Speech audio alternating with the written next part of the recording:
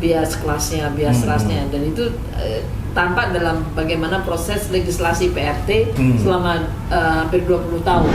Artinya politik kita ada politik yang mudah meliankan kelompok lain, politik yang tidak pluralis. Iya, kita masih ada dalam rezim yang patriarki gitu, sehingga melihat kekerasan terhadap perempuan itu hanya permukaannya aja gitu, tapi nggak melihat bahwa ini adalah persoalan yang sistemik.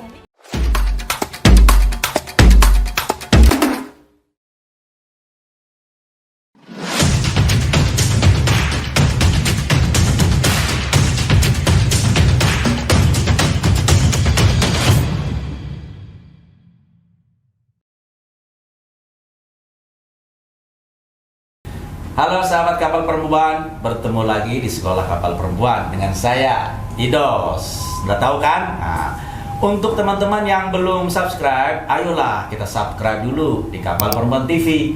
Di situ teman-teman akan tahu banyak tentang informasi bagaimana gerakan perempuan, kegiatan-kegiatan dari grassroots, dan bagaimana kelompok-kelompok perempuan dalam menyuarakan aspirasi dan juga ide-idenya dan juga kesadarannya. Oke teman-teman, isu sekarang sedang lagi panas-panasnya bagaimana semua orang mata tertuju pada bagaimana pemilu 2024 akan disukseskan. Tapi yang menjadi kegundahan kita nih, 2 hari kemarin salah satunya sudah disuarakan oleh sebuah koalisi, ini namanya saya sebut di sini, Koalisi Perempuan Penyelamat Demokrasi dan HAM. Namanya memang cukup cukup menggemakan, artinya cukup merisaukan, karena kenapa demokrasi harus diselamatkan? Salah satunya ini yang akan kita bahas. Demokrasi kita sepertinya lagi tidak baik-baik saja. Nah, untuk membicarakan itu, di samping saya ada teman-teman saya yang kemarin juga sudah ikut dalam konferensi pers itu. Bagaimana demokrasi kita harus diselamatkan. Khususnya dalam konteks bagaimana kasus-kasus kekerasan berbasis gender, khususnya kasus-kasus yang selama ini disuarakan oleh gerakan perempuan yang ada di Indonesia. Nah, untuk membicarakan itu, di samping saya, tetap saya akan memperkenalkan diri ya. Pertama ada teman saya yang sudah tidak asing lagi, yaitu Lita Anggraini. Biasa kita sapa Mbak Lita ya Mbak. Dia adalah aktivis yang sudah lama bagaimana RUU PPRT ini. Belum tahu kan apa itu PPRT? Nah, nanti kita akan ngobrol banyak dengan dia. Itu bagian dari isu-isu perempuan juga. Yang di sebelah kiri saya ada lagi nih. Wah, ini teman saya yang sudah lama dan juga senior. Udah lama malah melintang di gerakan perempuan. Yaitu namanya Yuniyanti Huzaifah.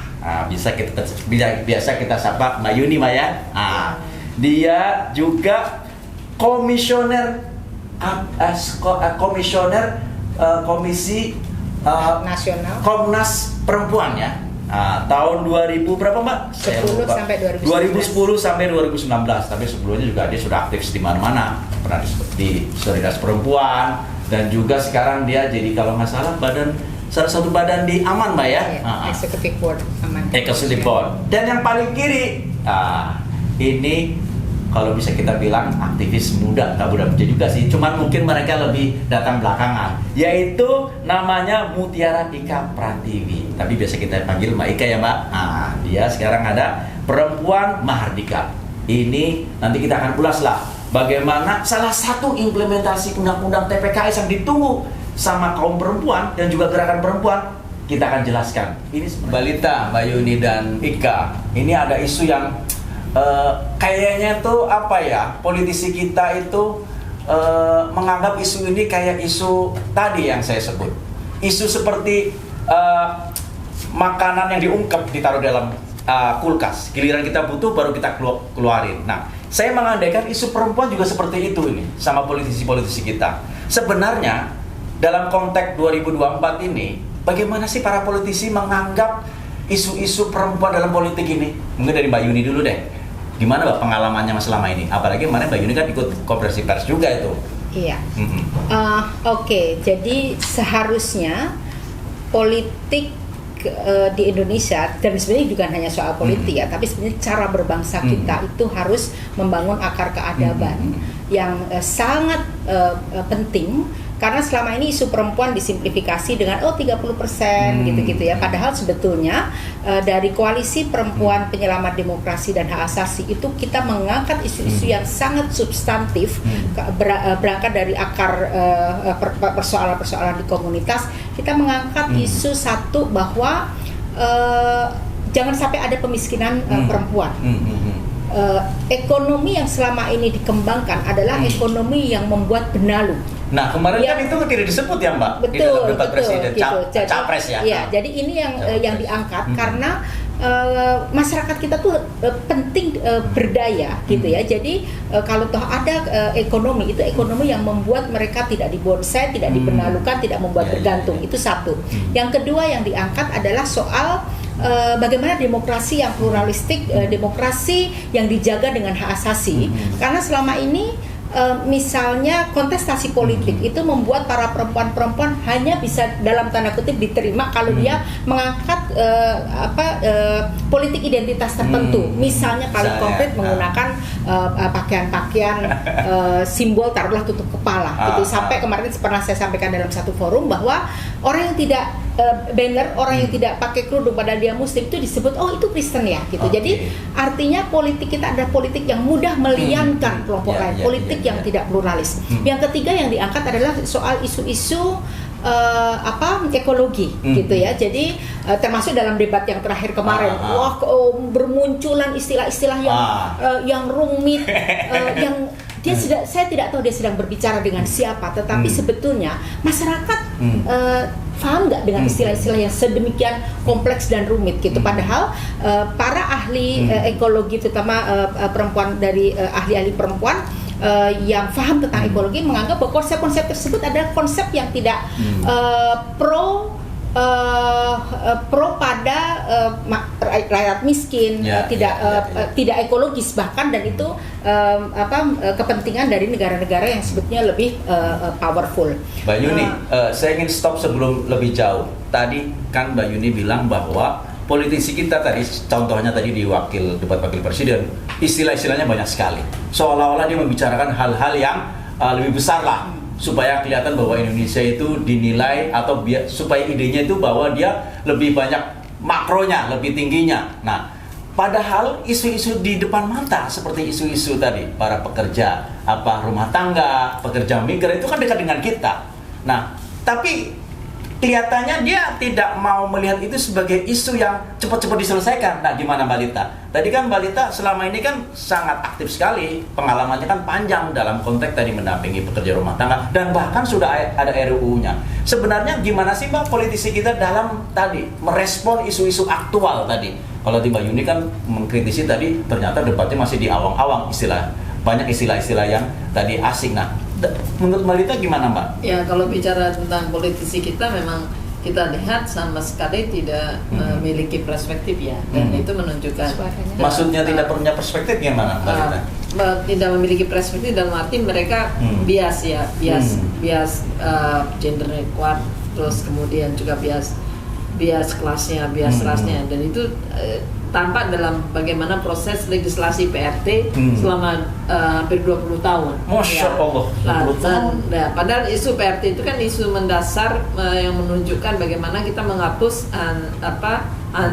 diskriminasi dan kekerasan, eksploitasi terhadap pekerjaan rumah tangga yang selama ini mayoritas dikerjakan oleh PRT. Nah, itu nampak sekali bahwa hierarki dikotomi itu tercermin di dalam, dan di samping juga karena perspektif mereka yang bias, lebih sebagai politisi dan diwakil rakyat, mereka lebih mencerminkan dirinya bertindak sebagai pemberi kerja daripada sebagai wakil rakyat yang itu harus memperjuangkan kepentingan konstituennya, termasuk perempuan. Dan kalau kita bisa lihat siapa promotor di DPR selama ini, itu hanya bisa dihitung dengan jari ya. Dan yang berikutnya juga bahwa ini kan dalam masa-masa kampanye kita juga mendeteksi seperti apa jejak kampanye mereka. Sedikit sekali yang menyuarakan, tadi sudah disampaikan oleh Mbak Yudi, isu-isu perempuan secara interseksi, secara substansial. Jadi hanya lebih pada kalau bahasanya itu lamis atau permukaan saja, tapi tidak secara mendasar. Saya sudah berpro-perempuan, padahal dalam arti sebenarnya tidak pro pada perempuan dan tidak menginterseksikan isu-isu lain yang yang terkait ya. Jadi ini menunjukkan bahwa betapa ini sangat memprihatinkan, mencemaskan kita, karena kalau sampai politisi ini terpilih, bagaimana produk peraturan perundangan nanti, termasuk bagaimana implementasinya dan bagaimana produk perundangan yang akan dilahirkan seperti itu ya, termasuk RUU PRT ini sudah 20 tahun seperti itu. Oke, terima kasih Mbak Lita. Sebelum ke Ika, Mbak Yuni tadi kayaknya ada yang keputus yang belum disampaikan. Apa itu Mbak? Iya. Beberapa hal yang juga penting dalam debat capres cawapres, termasuk sebenarnya dalam konteks politik secara umum.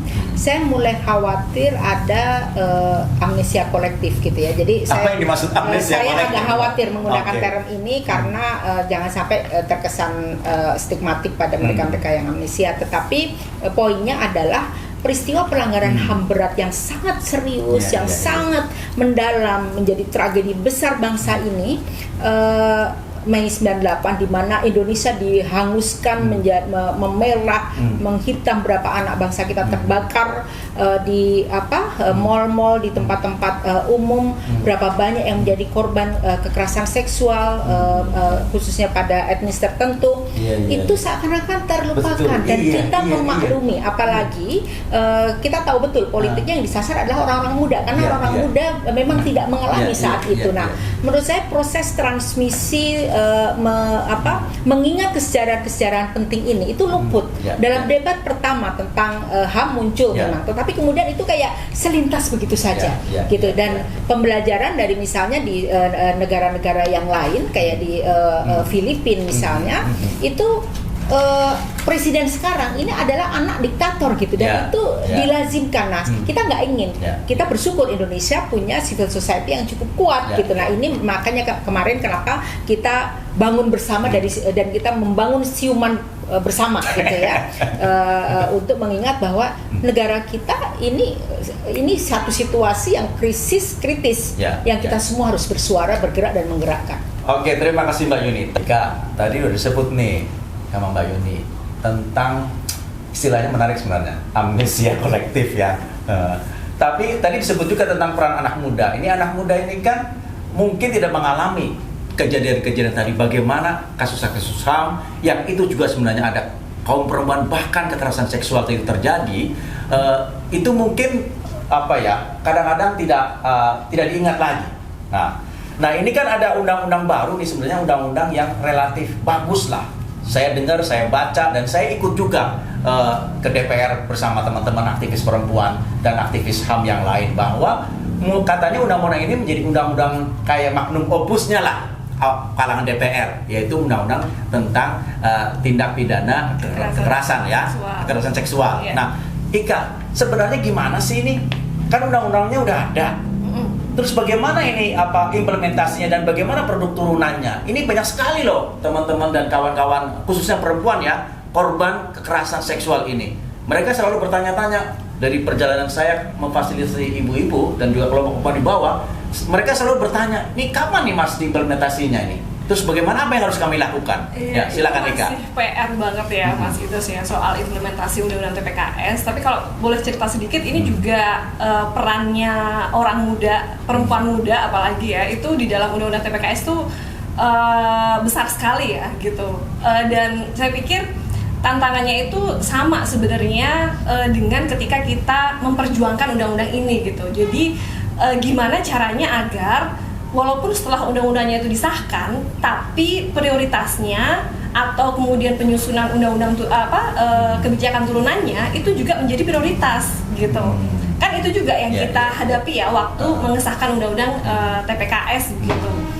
Dan tadi juga di-mention kan soal gimana sih visi misi capres gitu atau cawapres juga dalam maksudnya karena kita ada dalam pemilu ini gitu ya.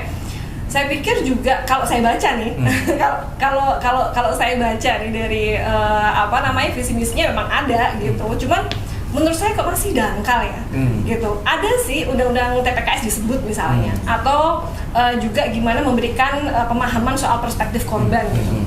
Nah, cuman menurut saya tuh masih ada kendala besar gitu di di elit politik kita, para politisi kita itu yang masih melihat bahwa persoalan kekerasan terhadap perempuan ini di permukaannya aja gitu. Oke. Contohnya di permukaan gimana nih Kak? Misalnya, ini kalau misalnya kita interseksi aja dengan situasi pekerja ya. Kan kalau kita bicara perempuan kan mayoritas perempuan atau bahkan setiap perempuan itu adalah pekerja gitu ya. Kita bisa bilang kayak gitu, baik dia diupah maupun dia nggak diupah gitu. Nah kalau kita interseksi aja sama isu pekerja, di situ tuh ada relasi ketimpangan relasi gender, kemudian relasi kuasa atas pekerjaan gitu. Tadi dimention sama Mbak Yuni kan soal sistem ekonomi kita tuh gimana sih sekarang gitu. Cawapres kemarin bicara soal investasi, pada semangat semua tuh gitu kan. Cuman investasi yang orientasinya adalah bagaimana menggait investor tanpa memperhatikan gimana nih kesejahteraan rakyatnya gitu. Itu aja udah tergambar gitu. Nah, dengan situasi yang kayak gitu, gimana penghapusan kekerasan terhadap perempuan atau lebih spesifiknya kekerasan seksual ini bisa maksimal gitu. Karena di tempat kerja mau sosialisasi TPKS aja, itu susahnya minta ampun gitu. Karena nggak ada waktu gitu kan. Target kerja, habis itu lembur. Bahkan banyak saya lembur yang nggak dibayar. Emang begitu Mbak Yuni pengalamannya? Iya, jadi ini melanjutkan soal bagaimana isu TPKS di permukaan ya. Jadi melanjutkan yang tadi disampaikan Mbak Ika bahwa saya membaca dari ketiganya itu isu kekerasan seksual semuanya disinggung. Tapi seberapa jauh menyentuh akar persoalan dan membuat kebijakan-kebijakan yang kondusif termasuk sebenarnya isu inklusivitas. Saya melihat misalnya kasus kekerasan seksual itu kan semakin mengekstrim ya. Belum lama ada anggota caleg yang bahkan membunuh istrinya karena istrinya akan mendukung atau menjanjikan entah untuk membayar 400 juta lebih gitu dan akhirnya itu tidak terjadi, akhirnya dia emosi dan membunuh. Kenapa KPU diam saja ya? Iya, jadi itu soal itu PR penting, tetapi yang saya hanya ingin melihat betapa sebenarnya pemilu itu sendiri menyimpan satu mahma besar bahwa kekerasan seksual itu sangat lekat gitu ya. Dia besar sekali gitu ya mahma di belakangnya. Belum lagi pasca pemilu biasanya mereka yang kalah itu kalau nggak lari ke rumah sakit jiwa itu melakukan agresi kepada orang yang terdekat. Konteks ini yang paling rentan adalah istri, PRT, anak-anak gitu ya. Jadi menurut saya pemilu itu sekarang hanya disimplifikasi sebagai isu elektoral atau orang sibuk pada menjadi voters, tapi tidak dilihat bagaimana pemilu menjadi ruang sebagai membangun sebagai citizen, kesadaran sebagai citizen. Pasca gitu ya, itu yang penting gitu. Jadi orang cuma sibuk pada soal mempertaruhkan merebut soal suara saja, tetapi kemudian bagaimana kekerasan ada di segala ruang, di lapis-lapis, ini penting gitu ya. Jadi itu dan satu lagi yang ingin saya sampaikan soal interseksi itu kan menghubungkan satu identitas dengan identitas yang lain ya. Jadi juga interseksionalitas menjadi penting, intersektoralitas juga menjadi penting. Jadi sektor itu antar sektor. Nah, bagaimana sebenarnya konteks isu-isu perempuan, isu kekerasan seksual, isu demokrasi segala macam itu perempuan tuh nggak satu wajah loh, gitu ya. Perempuan dengan disabilitas.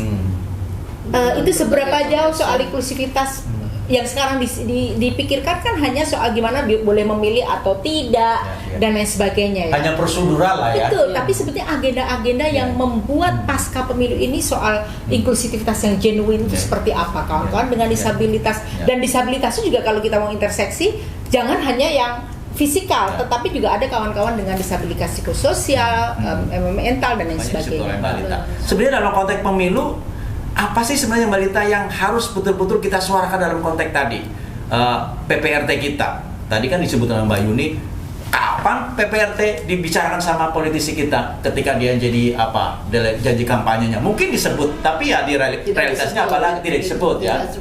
Sama sekali tidak disebut. Mbak Lita sudah memperhatikan? Sudah.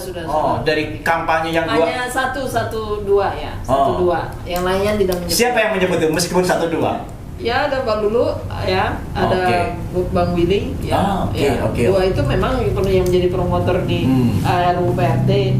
di UU PRT di DPR. Kalau capres dan cawapresnya? Apalagi yang lain aja tidak menyebut, parpolnya juga tidak mengagendakan, apalagi di capres dan cawapresnya. Dan kita itu menunjukkan bahwa memang kualitas dari para politisi dan parpolnya sendiri untuk isu perempuan ini sangat rendah atau bahkan tidak memiliki perspektif yang mendalam.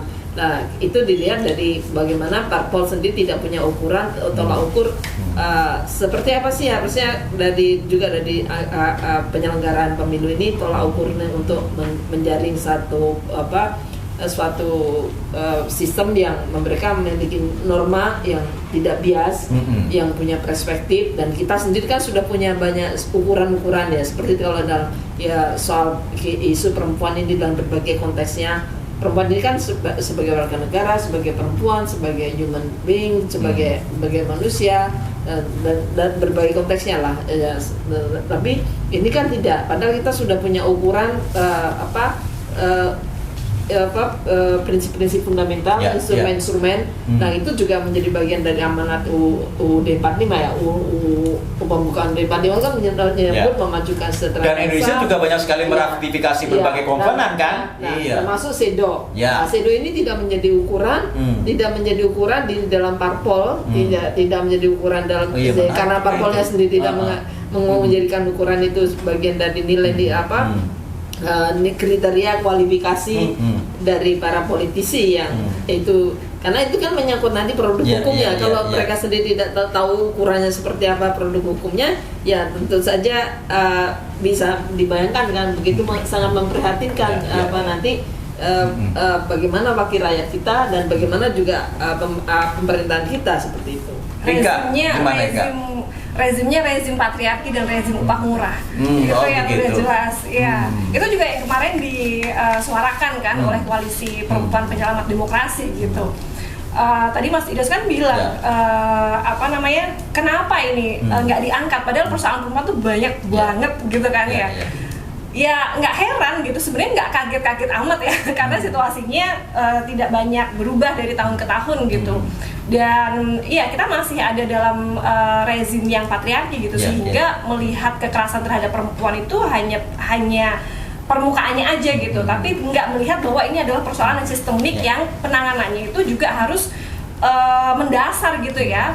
Sistem ekonominya harus dirubah, bagaimana dia berperspektif untuk mensejahterakan rakyat, bukan hanya untuk menggalang investor datang ke negara kita, tapi juga untuk mensejahterakan rakyatnya gitu kan, jangan diabaikan gitu. Dan itu terbukti banget sih kalau di buruh ya, situasi buruh itu perbaikan nasib buruhnya itu nggak ada malah. Gimana Mbak? Semakin kesini semakin upahnya semakin murah. Yang penting ekonomi naik gitu aja lah ya. Kerjanya semakin rentan gitu.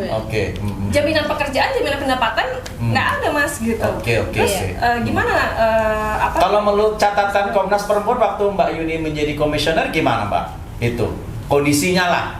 Iya, jadi pemilu ini cenderung gimana sebanyak mungkin bisa mengattract voters gitu kan. Buruh walaupun mungkin di dalam konteks debat kelompok-kelompok marginal ini nggak terlalu muncul, tetapi karena dia digunakan gitu ya untuk digandeng, digaet gitu kan, termasuk ketiga-tiganya itu bicara soal isu disabilitas gitu kan. Tapi isu disabilitasnya kayak gimana ya? Isu disabilitasnya misalnya contoh paling konkret di Jakarta saja gitu ya. Pembangunan infrastruktur itu ada, guiding block gitu ya.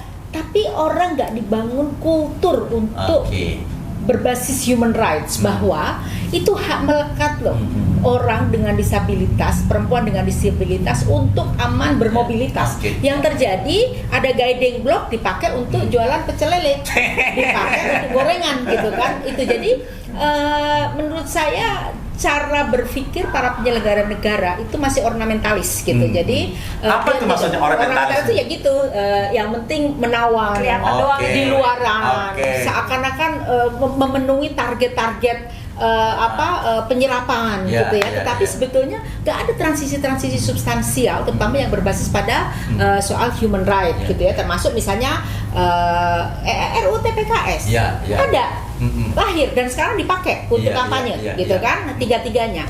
Tapi seberapa jauh gitu ya mampu mencegah bahkan PP-nya saja belum gitu kan, katanya dijanjikan tahun ini, mari kita lihat sama-sama. Tetapi sebetulnya pencegahan yang sangat mendasar.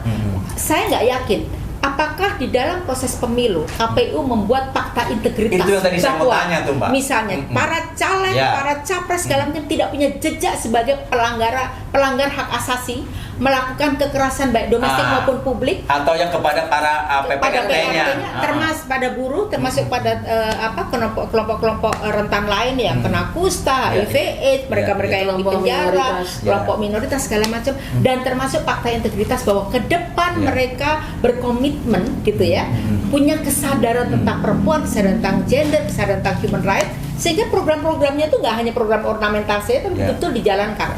Melakukan program tapi statement publiknya misalnya buruk, melakukan program tapi sebenarnya praktek di rumah dia menjadi pelaku, membuat apa tapi sebenarnya dia punya jejak beban berkarung-karung melakukan pembasmian massal gitu kan. Lip service di luar tidak terinternalisasi. Kalau kita istilahnya siapa? Elit government ya, tentang dramaturgi itu, jadi ada panggung depan, ada panggung belakangnya ya.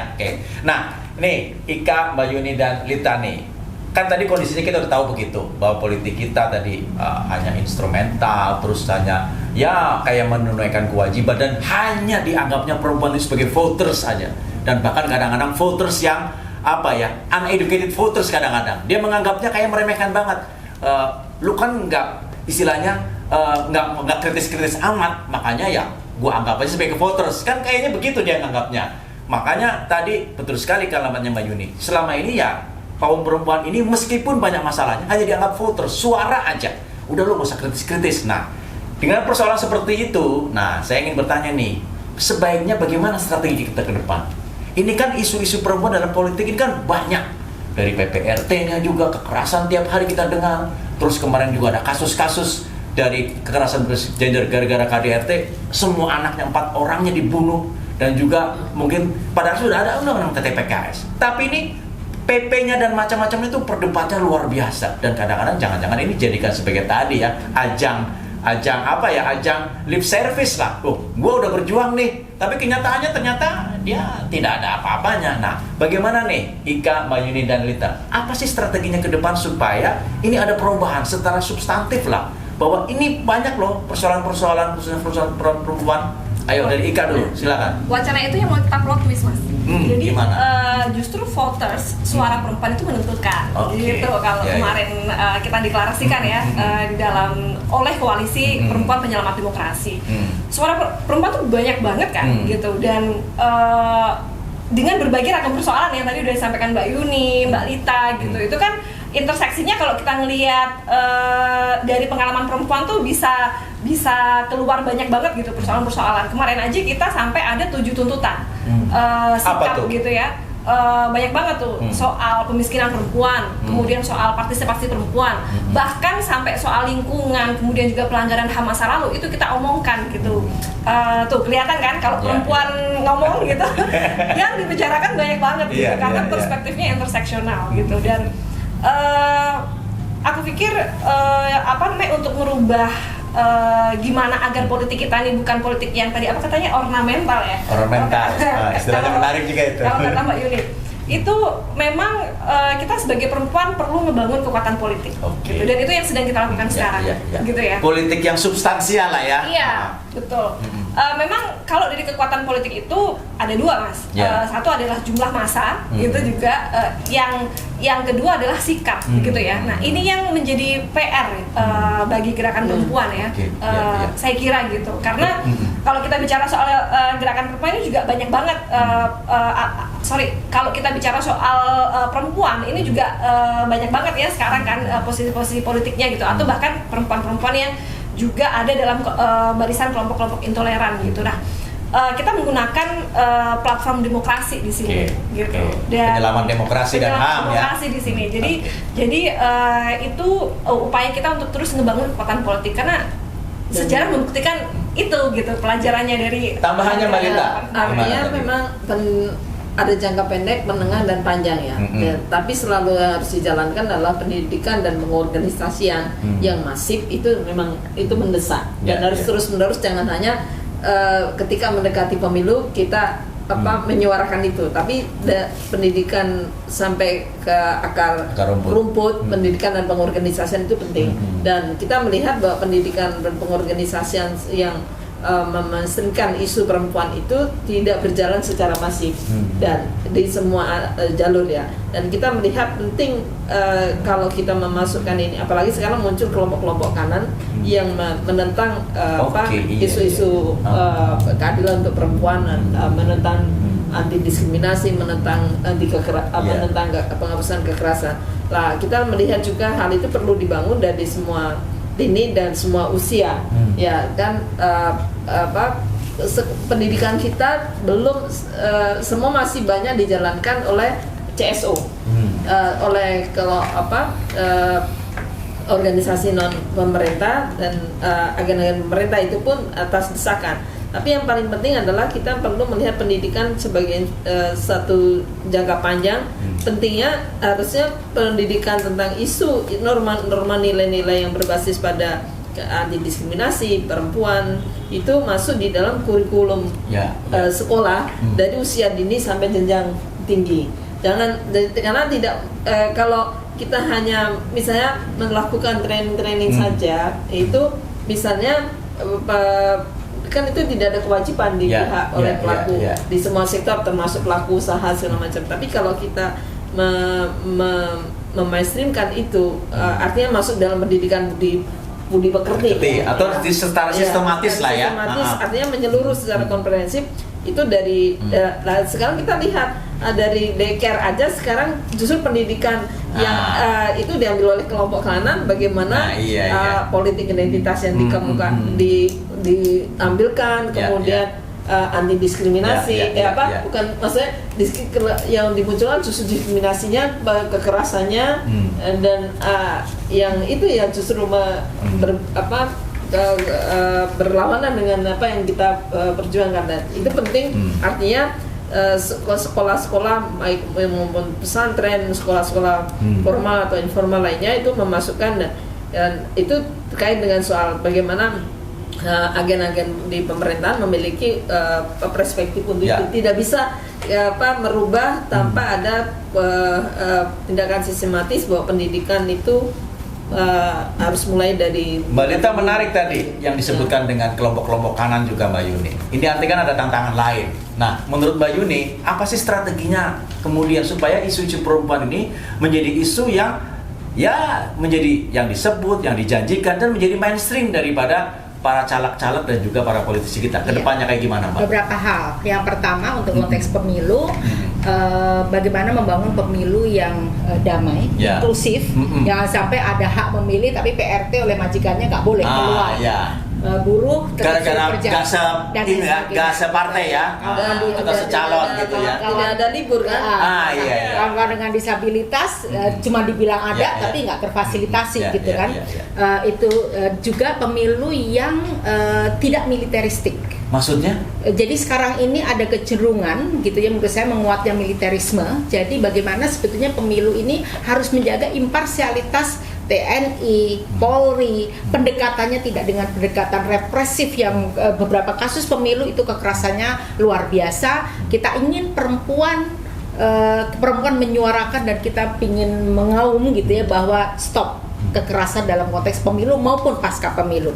Yang pertama itu. Yang kedua, mari nanti malam atau setiap makan para keluarga, para parent bercerita tentang peristiwa Mei 98, bercerita tentang peristiwa 65, betapa sejarah kita terpenggal. Jadi dengan itu kita semua tahu bahwa sebuah bangsa yang besar adalah bangsa yang tahu sejarahnya, dan kita tidak ingin mengulang sejarah gelap atau dark story tersebut. Yang ketiga adalah soal menghentikan oligarki, nepotisme dan lain sebagainya. Itu adalah elan vital dari reformasi. Sekarang kita dibukakan satu sejarah merah gitu ya, bahwa nepotisme atau bahkan oligarki, bahasa maskulinnya pengangkangan ya, tapi saya nggak terlalu tepat, tapi itu perapuhan lembaga-lembaga negara hanya untuk mengumpulkan nepotisme. Jadi kalau kita lihat orang-orang yang terpilih adalah mereka-mereka yang kaya secara kapital, punya ikatan genealogis dengan orang-orang ini dan lain sebagainya. Itu yang ketiga. Yang keempat, soal isu tadi ekologi yang berkelanjutan. Jadi konsep pembangunan kita itu bukan pembangunan yang hanya human centris, tapi kita harus mencintai alam. Pembangunan yang tidak itu yang dikritik betul dari kegagalan MDGs, Million Development Goals, diganti dengan SDGs, Sustainable Development Goals, supaya sustainable, bukan hanya kini tapi juga nanti. Dan yang terpenting sebetulnya bagaimana negara ini membangun satu visi yang panjang gitu ya. Sebenarnya ini bukan istilah saya. Ada istilahnya, ada kecenderungan shortisme. Kita hanya mau melakukan sesuatu yang jangka pendek itu penting gitu ya, tetapi kita bangsa ini mau dibawa kemana sih gitu ya. Kecenderungan melihat indikator keberhasilan, ada keberhasilan ekonomi, dan itu sebetulnya menjadi galian kubur bagi civil society gitu ya. Majunya ekonomi jadi indikator bahwa akhirnya gerakan sosial nggak dibantu. Kenapa sekarang ini civil society yang sebetulnya punya akar yang kuat seakan-akan nggak kuat? Salah satunya karena itu. Jadi karena indikator ekonomi dipakai untuk membuat indikator politik, juga indikator social movement. Oke, terima kasih Mbak Yuni dan juga Mbak Ika dan juga Mbak Lita atas insight dan masukannya. Baiklah teman-teman sahabat Kapal Perempuan, demikianlah obrolan kita sore ini di podcast. Sampai bertemu di kelas-kelas sekolah Kapal Perempuan berikutnya.